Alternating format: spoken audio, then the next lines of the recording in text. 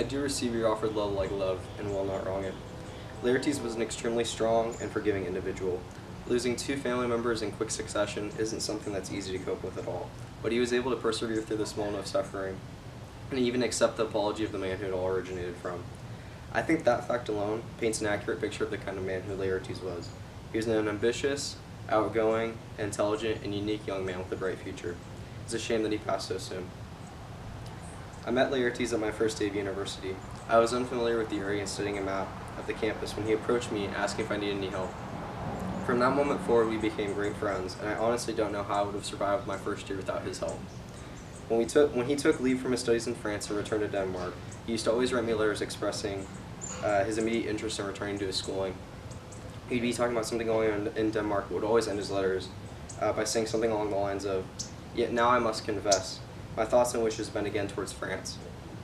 He was truly a school-driven man, and I often wonder what kind of great inventions or enhancements he would have made had he still been with us.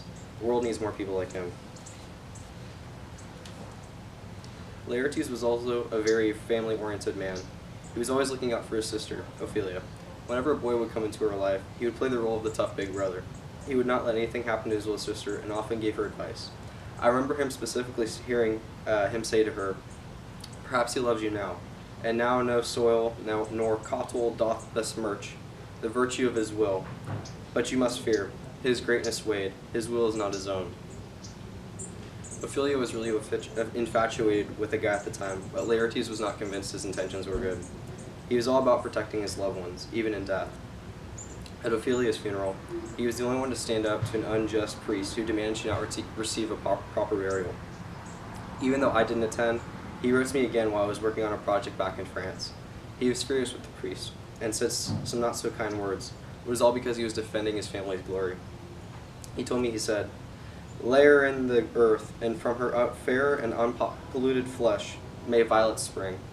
I tell thee, churlish priest, a ministering angel shall my sister be, when thou liest howling." He was truly not afraid to speak his mind. I think that's a trait that's disappearing in today's society. I'm really glad that I got to know Laertes. He's one of those special individuals that you meet in life that are impossible to forget. From the first day I met him, I knew that he wasn't just any average Joe. He made a fantastic friend, brother, and son. May you rest in peace, Laertes.